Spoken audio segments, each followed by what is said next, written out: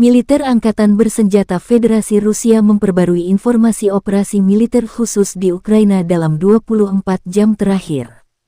Juru bicara militer Rusia Letnan Jenderal Igor Konasenkov tanggal 12 September merilis Angkatan Udara Rusia, pasukan rudal dan artileri kembali meluncurkan serangan presisi tinggi ke unit Angkatan Bersenjata Ukraina dan pasukan cadangan di wilayah Kharkov.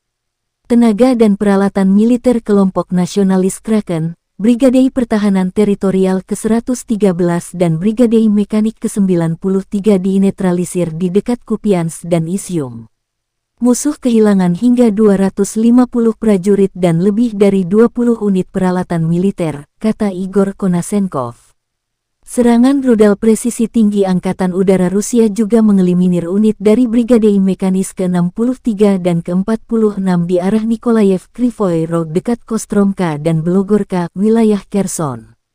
Satu depot amunisi yang menyimpan 45.000 ton amunisi Ukraina dihancurkan di dekat Voznesens, wilayah Nikolaev. Rezim Kiev kehilangan total lebih dari 300 prajurit tewas dan hingga 1.000 terluka selama 24 jam terakhir di wilayah-wilayah tersebut, kata Igor Konasenkov. Secara total, 293 pesawat dan 153 helikopter, 1.938 kendaraan udara tak berawak, 374 sistem rudal anti pertahanan, 4.891 tank dan kendaraan tempur lapis baja lainnya, 831 kendaraan tempur yang dilengkapi dengan MRLS, 3.379 meriam dan mortir artileri lapangan, serta 5.499 unit khusus peralatan militer dihancurkan selama operasi militer khusus, kata Igor Konasenkov dikutip Tribun Timur. Dari kubu Kyiv, Kemenhan Ukraina merilis 300 prajurit Rusia tewas dalam sehari. Total 52.950 prajurit Federasi Rusia dan sekutu tewas sejak awal invasi hingga hari 201, tanggal 12 September.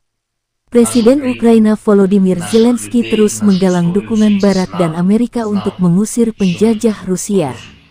Pekan ini, pertempuran seru diprediksi berlangsung di wilayah Kharkov dan Kherson. Ще одна книга, він готує її зараз. Був радий поділитися деякими спогадами і про 24 лютого, і про події попереднього часу.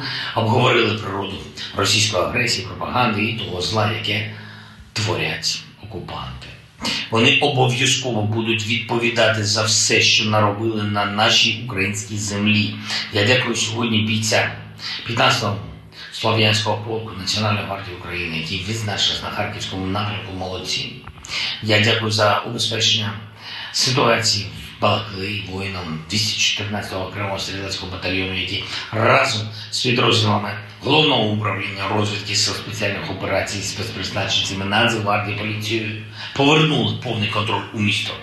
Дякую всім нашим захисникам, захисницям, які зробили цими тижнями ще відчутніше наближення головного, що нам треба, нашої перемоги.